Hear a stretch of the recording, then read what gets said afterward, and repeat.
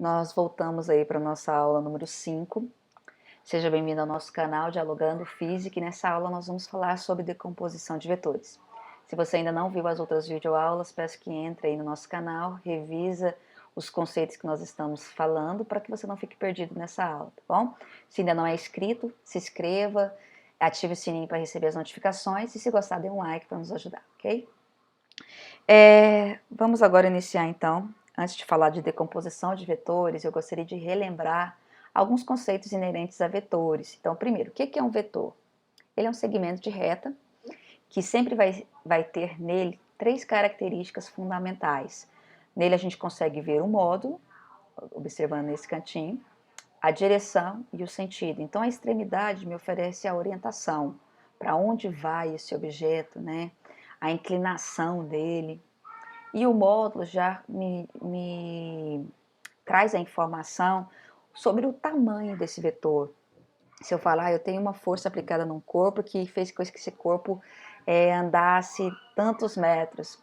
A direção, o tanto que ele andou, seria o tamanho desse vetor que foi aplicado a esse corpo, ok? E o sentido é direita, esquerda, para cima, para baixo, e a direção é horizontal, vertical, inclinado, tá bom? Tudo isso, se eu souber essas três coisas, eu sei dizer exatamente para onde esse objeto foi quando foi aplicado sobre esse corpo um vetor. Então, o vetor, na última aula, nós vimos que ele pode ser somado, se eu tiver vetores paralelos, formando entre si ângulos de 0 graus, olha o desenho.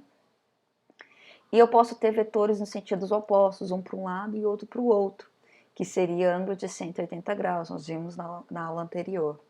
E eu tenho vetores também formando ângulos de 90 graus, que seriam vetores assim, né? E aí eu uso o teorema de Pitágoras e pelo método paralelogramo eu consigo desenhar exatamente para onde foi esse vetor resultante. E nós temos a situação geral, que é quando o ângulo entre esses vetores pode ser qualquer valor, diferente dos casos especiais, que é de 0, 90 e 180. Então, a lei de formação, que é a lei dos cossenos aqui, consegue calcular qualquer ângulo, qualquer módulo de um vetor. Então, essa fórmulazinha que nós vimos na aula anterior, ela é a geral. Se eu souber ela, eu consigo calcular as outras, porque elas são provenientes dessa lei dos cossenos aqui para ângulos diferentes de 90, 0 e 180 graus. Nós fizemos exercício nas aulas anteriores sobre ela, dá uma olhadinha lá. E decomposição de vetores a gente usa quando? Quando a gente tem um exercício que ele vai trazer um corpo e sobre esse corpo é aplicada uma força inclinada. Então toda força inclinada ela tem que ser decomposta. A gente tem que saber, aquela força inclinada ela é resultante de forças horizontais e de forças verticais. Então quando eu faço a decomposição dessas duas forças e aplico o teorema de Pitágoras a ela, eu consigo calcular essa força resultante. Então nós precisamos descobrir quais são as componentes dessas forças na horizontal e na vertical que resultam nessa força aí que eu chamei de resultante, ok? Vamos ver o exercício embaixo aqui para verificar. Nós temos aqui um plano cartesiano. O que é um plano cartesiano? É um plano onde eu tenho duas dimensões, uma eixo x, que é o eixo das abscissas, e o outro eixo y, que é o eixo das ordenadas. E dentro desse plano eu coloquei um segmento de reta, um vetor, né? Onde, na verdade, é uma semi-reta, onde eu tenho essa setinha azul que eu chamei de força F, e em cima dessa força tem uma setinha indicando que ele é vetor. E observa que essa seta, ela forma um ângulo com a minha base, que é o meu eixo x. E esse ângulo eu chamei de θ na letra do alfabeto grego, é muito utilizada para representar ângulos. Então, se eu quiser calcular isso aqui, eu posso tentar verificar que existe uma propriedade que envolve a parte da trigonometria. Observa. Isso aqui, vamos considerar pelo paralelogramo, que se eu fechar isso aqui, né, eu tenho uma força resultante. Então, vou pensar que esse quadradinho aqui não é bem um quadradinho, porque se fosse um quadrado, eu teria que considerar que todos os lados são iguais. Pode até vir a ser em algum exercício, mas nesse vamos considerar que é distinto, ok? Então, vamos considerar como um retângulo. O que é um retângulo? Qual é a teoria de um retângulo? Que dois lados dele sejam idênticos. Então, a parte horizontal em cima é igual à parte horizontal de baixo, e a parte vertical aqui é igual a essa daqui. Então, se eu disser que se eu pegar essa força e fazer a projeção dele no eixo X, eu vou ter a decomposição dessa força no eixo X, ou seja, a componente que corresponde a ele na horizontal. Então, se eu fizer deitar esse vetor aqui, esse pedaço aqui é chamado de força X, a progressão da força X, a projeção da força X direcionada na horizontal, tá? Eu sei que essa parte inclinada aqui é a mesma dessa, que eu vou chamar de F, só estou pegando esse triângulo e trazendo ele para cá, para que possa ser mais visível. E eu sei que esse pedaço na vertical é como se eu pegasse esse de azul e levasse ele para trás. Quer dizer que eu peguei essa força e projetei ela na direção Y.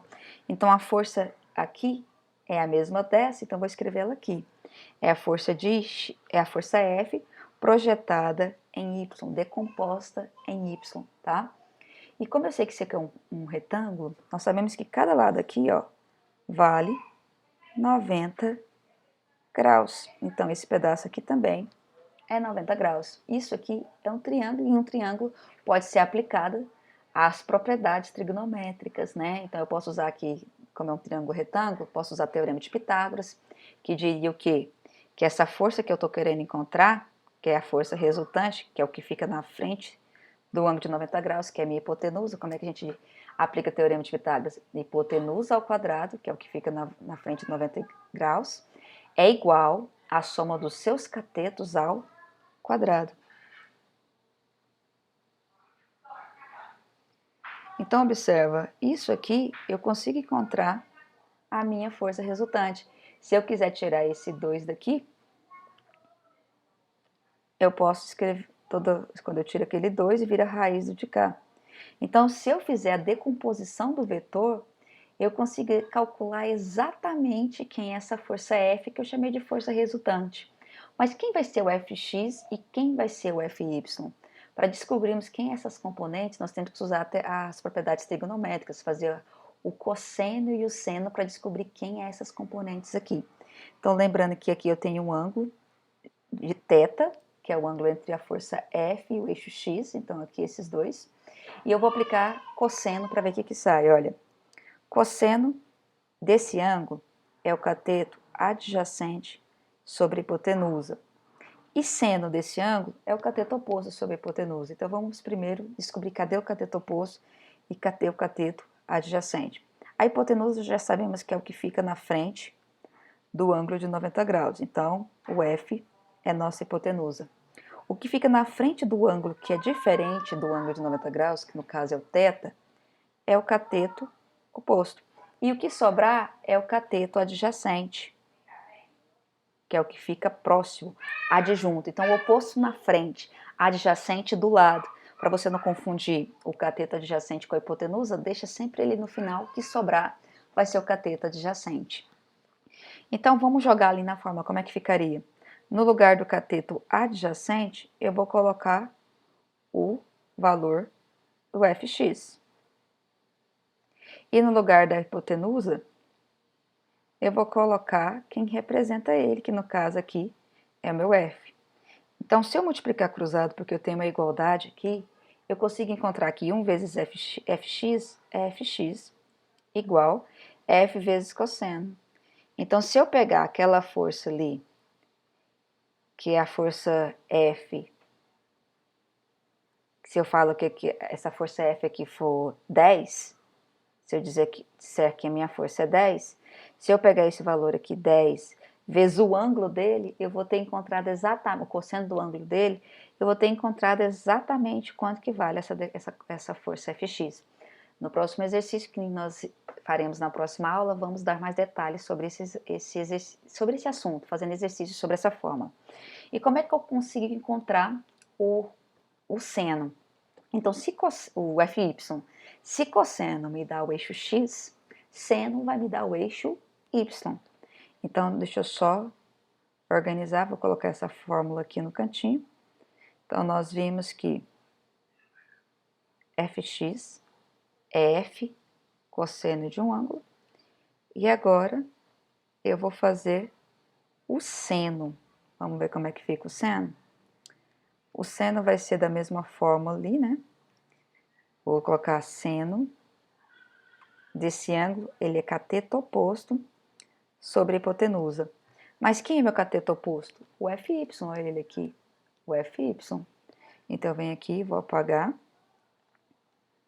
e vou colocar Fy. E quem é minha hipotenusa? Opa, minha hipotenusa é o F. Eu venho aqui e coloco o F. Se eu multiplicar cruzado, eu vou encontrar aqui 1 vezes Fy é Fy, e F vezes seno é F seno θ. Então, quer dizer que essas duas, usando essa fórmula aqui e usando essa fórmula de cá, eu encontro as componentes, e quando eu tiver as componentes, eu jogo nessa forma de cima, elevo ao quadrado primeiro de ambas, né? Somo os resultados, tiro a raiz, que eu encontro a resultante. Professora, mas a resultante você não já encontrou aqui? Os exercícios, geralmente, eles omitem algum valor. Ele vai omitir, no caso, alguma coisa aqui para você encontrar. Se você só usar por essas aqui, né, você encontra também a resultante, ou seja, se eu souber o valor dessa e souber o valor dessa daqui, eu consigo encontrar a resultante, da mesma forma dessa aqui de baixo. Então, nem sempre você vai usar as 3 fórmulas. Às vezes, usa só uma, de acordo com cada exercício, tá? Na próxima aula a gente continua. Um grande abraço, se inscreva no canal, se você ainda não é inscrito, se inscreva, ative o sininho. E se gostar da nossa aula, dê um like, ok? Um grande abraço.